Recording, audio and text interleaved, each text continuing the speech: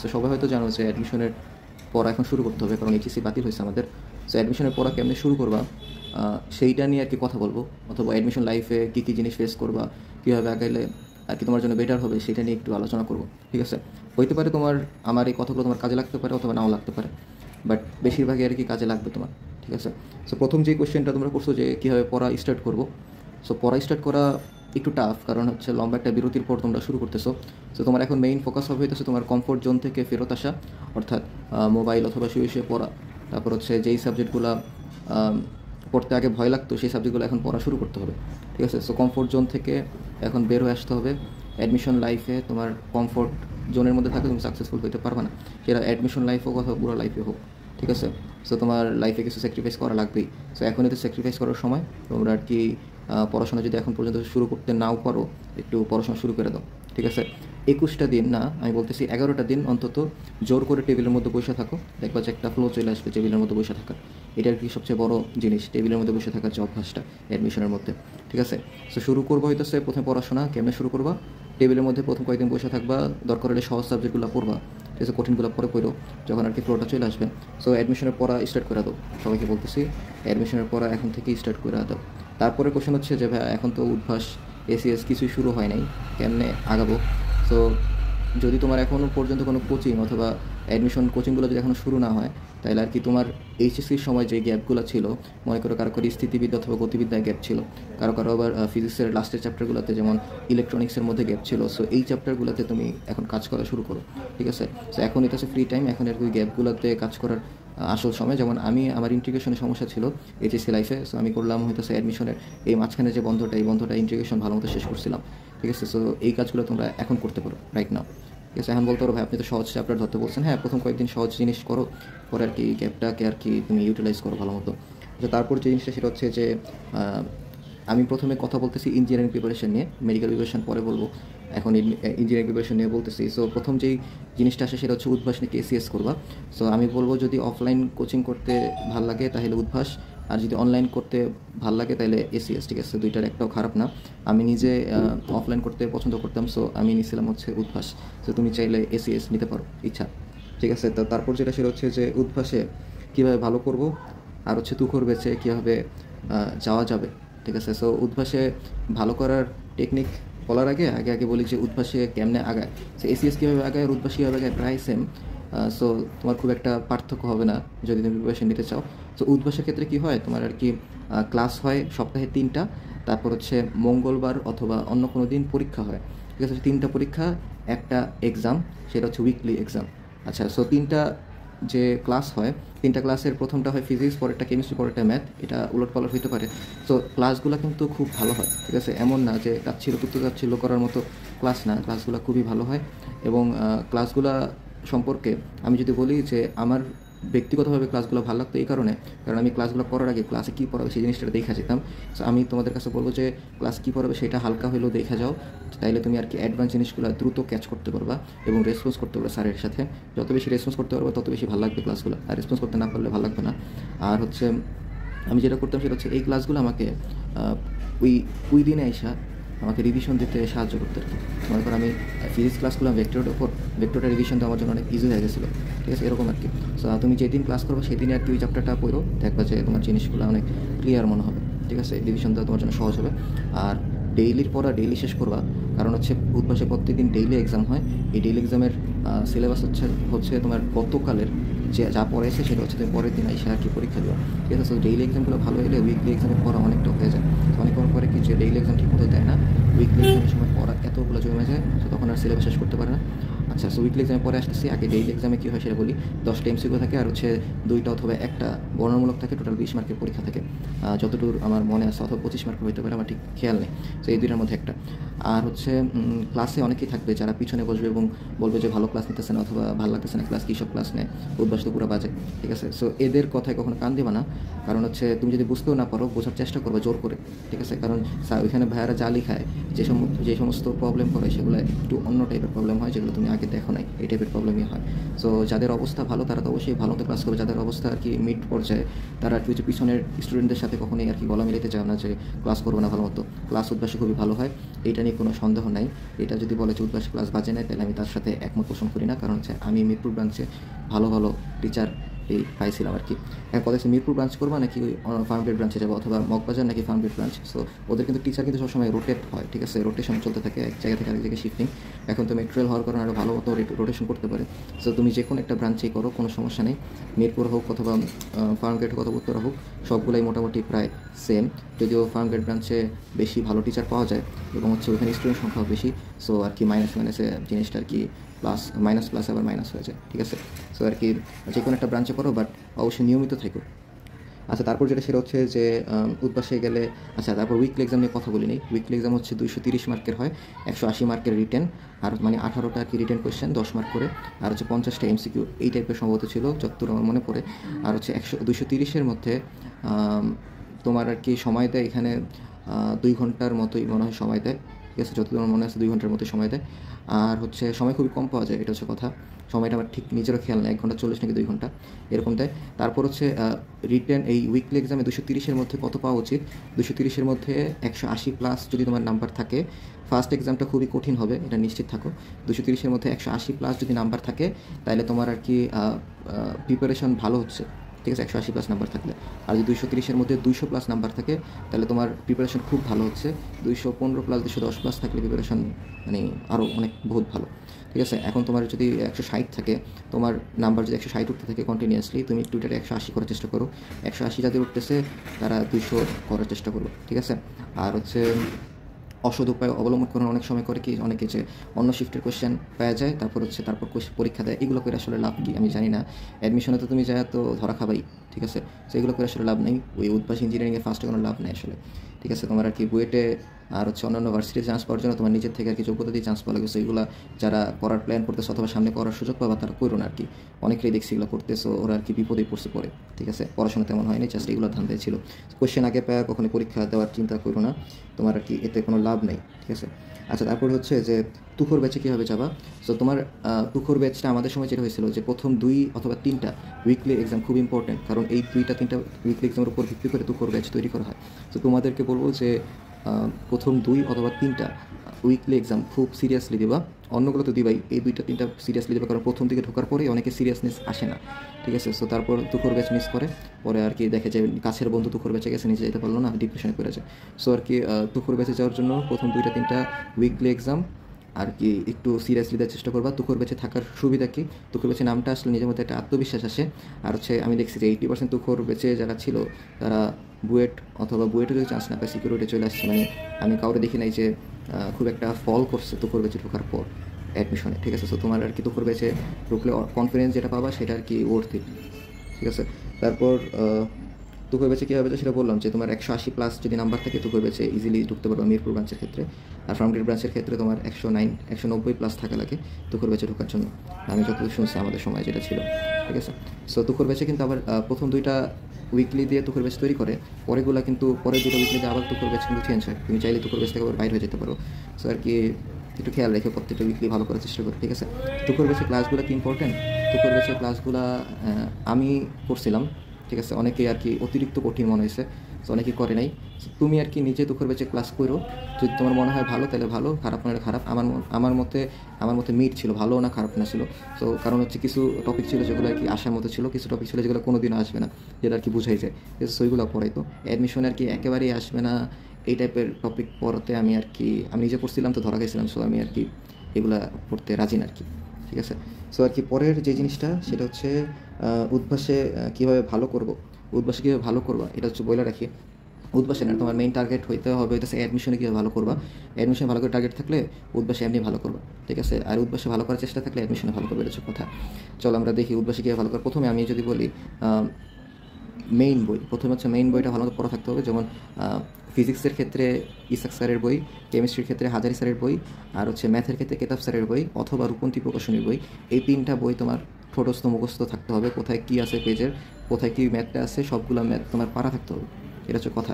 বইয়ের ম্যাথই যদি না পারো তুমি অ্যাডমিশনে ভালো করবে এরকম গ্যারান্টি আমি কখনই দেবো না। ঠিক আছে। সো প্রথম যে জিনিসটা সেটা হচ্ছে বইয়ের ম্যাথ ভালো করে পারতে হবে। সেকেন্ড যে জিনিসটা সেটা হচ্ছে উদ্ভাসের ইঞ্জিনিয়ারিং কোশ্চেন ব্যাংক অ্যাড করতে পারো, সেটা হচ্ছে উদ্ভাসের প্র্যাকটিস বুকটা অ্যাড করতে পারো। কারণ হচ্ছে উদ্ভাসের প্র্যাকটিস বুকটা যদি সবগুলো সলভ করতে পারো, সেখানে অনেক টাইপের অনেক কঠিন কঠিন ম্যাথও থাকে, যেমন আমি ইন্ডিয়ার বইয়ের ম্যাথগুলো এখানে পাইছি। সো এটা যদি সলভ করতে পারো তোমার আর কি মোটামুটি অনেকটা সলভ হয়ে যায়। যেমন ইন্ডিয়ান কোশ্চেন ব্যাংকের ম্যাথ এখানে যেমন থাকে, তেমন হচ্ছে বইয়ের ম্যাথগুলো এখানে থাকে। সো প্র্যাকটিস বুকটা সলভ করলে তোমার আর কি একের ভিতর সব পাওয়ার চান্স আছে, ঠিক আছে। সো আমি লাস্টের দিকে আমার সব কিছু সলভ যখন করা হয়ে গেছিলো, আমি উদ্ভাসের প্র্যাকটিস বুক অনেক বেশি সলভ করতাম। আর হচ্ছে নিজেরা তুমি তখন যাচাই করতে পারবে যে পারতেছো নাকি, ঠিক আছে। প্র্যাকটিস বুকে আর কি তোমার অ্যান্সারগুলো একেবারে লাস্টে দেওয়া থাকে, সাথে দেওয়া থাকে না, এটা হচ্ছে ভালো জিনিস। আচ্ছা, তারপর যেটা সেটা হচ্ছে যে এটাতে বললাম যে 3টা জিনিস করবে, একটা হচ্ছে বই, একটা হচ্ছে ইঞ্জিনিয়ারিং কোশ্চেন ব্যাংক, আর হচ্ছে তোমার উদ্ভাসের প্র্যাকটিস বুকটা। এই 3টা জিনিস পড়লে তোমার আর কি মোটামুটি প্রিপারেশন হয়ে যাবে। আপাতত 3টা জিনিসই করো, এক্সট্রা চাইলে কিছু করতে পারো, বাট আমি আর কি 3টার বাইরে এখন কোনো কিছু বলবো না, আগে 3টাই শেষ করো। তারপর হচ্ছে যেটা সেটা হচ্ছে ইঞ্জিনিয়ারিং বায়োলজি জিনিসটা কী, ঠিক আছে। সো ইঞ্জিনিয়ারিং বায়োলজি জিনিসটা কি সেটা একটু বলি। তোমাদের যেহেতু শর্ট সিলেবাসে এক্সাম হচ্ছে, সো তোমার টার্গেট যেহেতু ইঞ্জিনিয়ারিং, সো তুমি শর্ট সিলেবাসের বাইরে ফুল সিলেবাস পড়তে চাও না, তুমি কিন্তু ধরা খাবা, ঠিক আছে। সো শর্ট সিলেবাসের বাইরে ফুল সিলেবাস পড়তে চাও না, যা শর্ট সিলেবাসে যেই চ্যাপ্টারগুলো আছে, যে টপিকগুলো আছে, সেগুলো থেকেই তোমার আর কি বায়োলজি পড়লেই তোমার হয়ে যাবে। এবং কি এইটা করে অনেকে মেডিকেলও চান্স পেয়ে গেছে, শুধুমাত্র শর্ট সিলেবাস পড়ছে বায়োলজির, ঠিক আছে, আমাদের সাথে ইঞ্জিনিয়ারিংয়ের। আচ্ছা, এখন কথা হচ্ছে যে বায়োলজি কই থেকে কী পড়বা। তো প্রথম যে জিনিসটা সেটা হচ্ছে বই পড়া থাকলে তো অনেক ভালো, ঠিক আছে। বই পড়া থাকলে খুব ভালো, যাদের বই রিডিং পড়ার অভ্যাস আছে অথবা বই রিডিং পড়া আছে তারা তো অনেক আগে গেছো। আর যাদের বই রিডিং তেমন একটা পড়া নাই, তারা যেটা করতে পারে সেটা হচ্ছে ভার্সিটি কোশ্চেন ব্যাংক প্লাস হচ্ছে মেডিকেল কোশ্চেন ব্যাংক, এই 2টা কোশ্চেন ব্যাংক প্রথমে সলভ করবা। ওই কোশ্চেন ব্যাংক কোন টপিক থেকে কোশ্চেন আসছে সেই টপিকগুলো দেখে দেখে বই থেকে পড়বা। মানে হচ্ছে তুমি মনে করো রক্ত থেকে, রক্তের পিএইচের ম্যাথ এমসিকিউটা দেখবে অনেক জায়গায় আসছে, ওই পিএইচ রিলেটেড যেই টপিকগুলো আছে বইয়ে, ওই পিএইচের আশেপাশে যেখানে পিএইচটা লেখা আছে বইয়ে, ওইটার আশেপাশে রক্তের অনেক কিছু বলা আছে, যেমন আপেক্ষিক গুরুত্ব বলা আছে, রক্তের মধ্যে কী কী কণিকা থাকে সেই জিনিসগুলো বলা আছে, ওই জিনিসগুলো করে ফেলবা। সো কোনো একটা টপিকের যদি এমসিকিউ দেখো, ওই টপিকটা ফুললি করে ফেলবা, তাহলে দেখবা যে তোমার অনেকটা এটা আর কি তোমার 90% আর কি প্রিপারেশন হয়ে যাবে এতে, ঠিক আছে। তো বাকি 10% প্রিপারেশন আর কি তুমি বই রিডিং দিয়ে আর কি শেষ করতে পারবা। তো তুমি বই রিডিংও চাইলে করতে পারো। আচ্ছা, এত সময় আমি পাইনি বই রিডিং দেওয়ার, আমি জাস্ট আর কি কোশ্চেন ব্যাংকের কিছু কোশ্চেন সলভ করছিলাম আর কি, ঠিক আছে। আচ্ছা, এখন কথা হচ্ছে যে ইঞ্জিনিয়ারিং বায়োলজি আর ভার্সিটি বায়োলজি কি সেম? হ্যাঁ, ইঞ্জিনিয়ারিং বায়োলজি তুমি যদি পড়ে ফেলো, ইঞ্জিনিয়ারিং বায়োলজি মানে হচ্ছে ইঞ্জিনিয়ারিং পাশাপাশি বায়োলজির একটা প্রিপারেশন আর কি, আর ভার্সিটি বায়োলজি তারা তোমার হয়ে যায় আর কি, ঠিক আছে।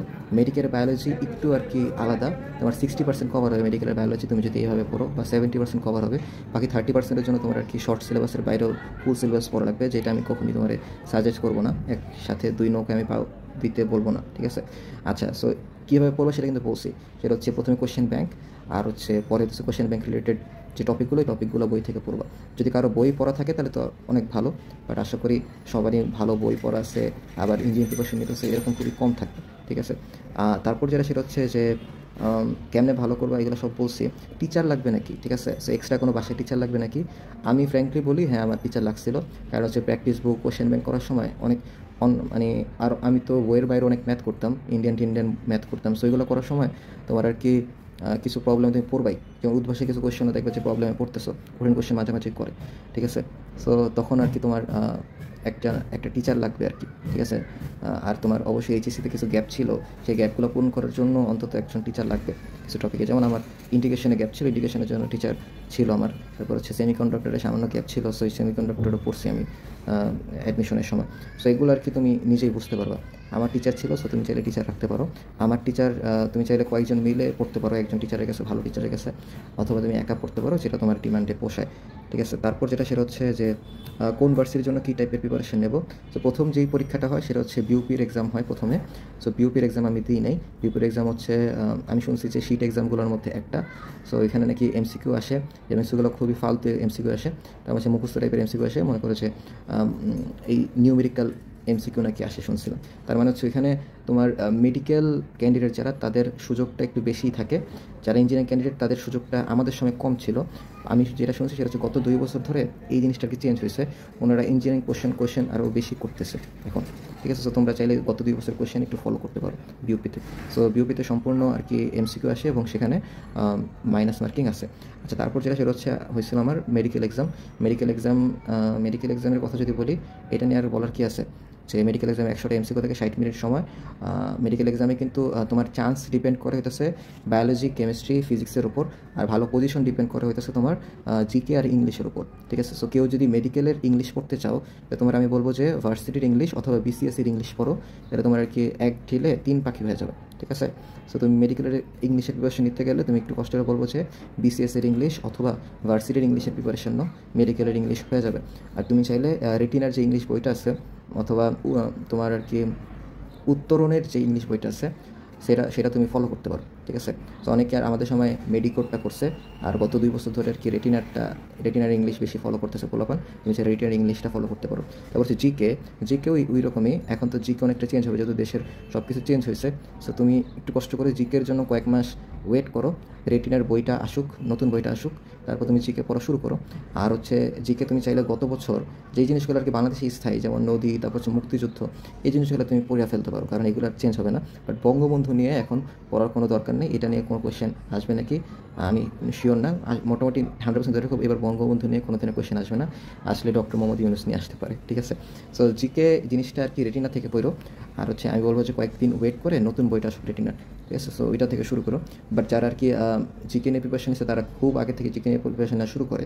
সো যদি প্রিপারেশন আগে থেকে নিতে চাও তো তুমি আর কি করতে পারো, ইয়ার প্রিপারেশন নিতে পারো, যেগুলো আর কি চেঞ্জ হওয়ার কোনো সুযোগ নেই নতুন সরকার আসার পর, ঠিক আছে। যেমন বাংলাদেশের নদী, এগুলো নিয়ে তো চেঞ্জ হবে না, এগুলোতে কোয়েশ্চেন আসবে।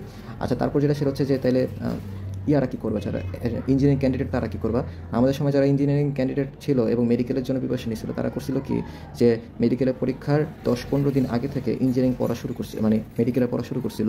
যেমন তখন তারা সিরিয়াসলি ইঞ্জিনিয়ারিং পড়া সব বাদ দিয়ে সিরিয়াসলি বায়োলজি পড়তেছিল, জিকে পড়তেছিল, ইংলিশ পড়তেছিল, ঠিক আছে। সো তুমি চাইলে 15 দিন অথবা 20 দিন আগে থেকে, যাদের একটু ইচ্ছা আছে যে মেডিকেলে দেখি একটা টোপ ফেলে দেখে যে চান্স পাওয়া যায় নাকি, তো তারা 20 দিন আগে থেকে কিছু প্রিপারেশন নিও, এক্সট্রা প্রিপারেশন নিতে যায় আবার ইঞ্জিনিয়ারিংয়ে ডাব্বা মেরো না, ঠিক আছে।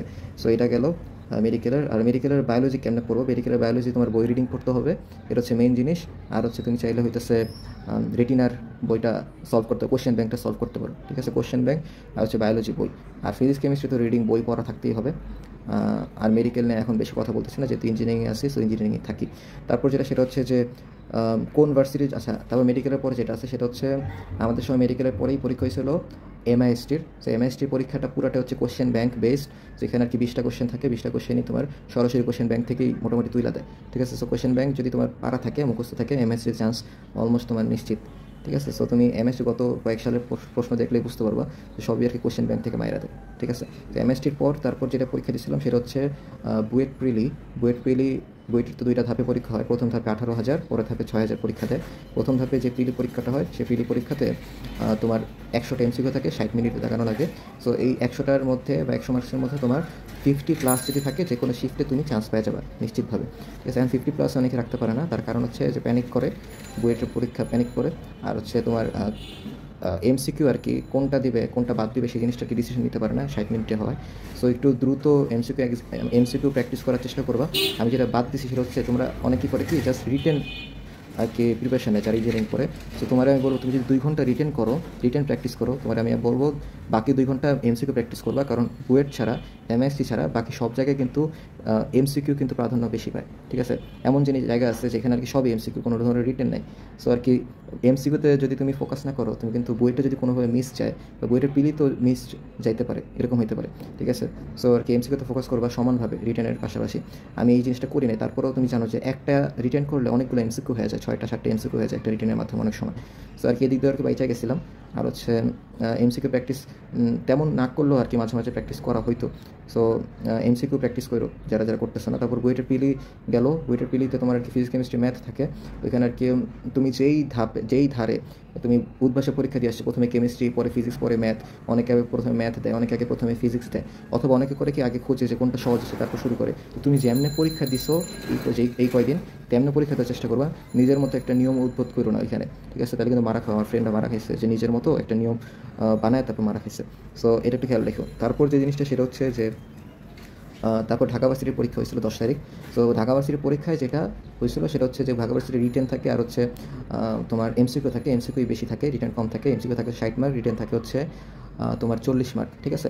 সো আমি বলবো যে তোমরা যেহেতু ইঞ্জিনিয়ারিং প্রিপারেশন নিতেছো, আমি বলবো যে তোমরা বায়োলজি দেখাও, ইংলিশ বাংলা এগুলো দেখাইতে চাও না। এগুলো দেখাইলে আর কি তোমার যতটা মনে হয় যে সহজ, ততটা কিন্তু সহজ না, ঠিক আছে এগুলো। আর হচ্ছে ইঞ্জিনিয়ারিং যারা পাবলিক তারা কিন্তু ঢাকা ভার্সিটির পরীক্ষায় অনেক আগায় থাকবা মেডিকেল ক্যান্ডিডেটদের থেকে, সেটা তুমি মানো আর না মানো। সো আমি নিজের ক্ষেত্রে দেখছি যে যারা আমার সাথে বায়োলজি বা মেডিকেল প্রিপারেশন নিচ্ছিল তাদের থেকে আমি অনেক বেশি আগায় ছিলাম ঢাকা ভার্সিটির প্রিপারেশন অথবা পরীক্ষায়, ঠিক আছে। সো তুমি এই জিনিসটা ফলো করো। আর হচ্ছে ম্যাথ, ফিজিক্স, কেমিস্ট্রি, ম্যাথ তো দিবা, এই সাথে বায়োলজিটা তুমি রাখবা, ঠিক আছে। ইংলিশ বাংলাতে যাওয়ার কোনো দরকার নেই। আর হচ্ছে যদি এখন তো যাইতে মন চায় যাইতে পারো, বাট আমি আর কি তাতে সাপোর্ট দিব না, আর কি সাজেশন করবো না। আচ্ছা, তারপর হচ্ছে বায়োলজি। আচ্ছা, একটু দাগানোর সময় একটু খেয়াল করে দাগায়। অনেক সময় অনেকে করে কি বাংলার মধ্যে বায়োলজি দাগায় ফেলায়। সো আর কি এটা কিন্তু বাংলা দাগায় সো কাউন্ট হবে, ঠিক আছে। সেই জিনিসগুলো ঢাকা ভার্সিটির পরীক্ষায় খেয়াল করো। আর কিন্তু ঢাকা ভার্সিটিতে কিন্তু এখন রিটেন আছে, সো রিটেনগুলো পারার জন্য তোমার আর কি গত কয়েক বছর ঢাকা ভার্সিটি কী রিটেন আসছে সেই জিনিসগুলো একটু দেখো, ঠিক আছে। সো ওইখানে তোমার 100-র মধ্যে আমি পাইছিলাম হচ্ছে 76 পাইছিলাম, এবং মোটামুটি 400-র মধ্যে আর কি ছিলাম পজিশনে। সো তুমি আর কি এইরকম পজিশনে থাকতে পারো। 400-র মধ্যে থাকলে, 1000-এর মধ্যে থাকলে তুমি মোটামুটি সব সাবজেক্টই পাবা। আর জেনেটিক্যাল ইঞ্জিনিয়ারিং, জেনেটিক্স যদি পাইতে চাও, ঠিক আছে, সো তাইলে তোমার আর কি 400-র মধ্যে থাকা লাগবে। সো ওই ধরনের প্রিপারেশন নিয়ে আর কি পরীক্ষা দিও।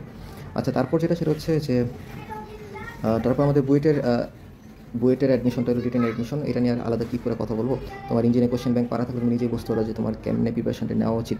সো অনেকে করে কি বইয়ের বাইরে অনেক ম্যাথ করে, তারপর হচ্ছে ইঞ্জিনিয়ারিং কোশ্চেন ব্যাংকের বাইরে অনেক ম্যাথ করে, আইআইটির ম্যাথ করে, তারপর হচ্ছে অনেক বাইরের অনেক কিছু ম্যাথ করে। বা তুমি যদি বইয়ের ম্যাথই না পারো, তোমার কিন্তু বইয়ের চান্সটা কিন্তু হবে না। সো তুমি চাইলে করতে পারো যখন বইয়ের ম্যাথ, তারপর হচ্ছে কোশ্চেন ব্যাংক যদি হয়ে যায়, পরে আর কি বাইরে যা ইচ্ছা করো, কোনো সমস্যা নেই।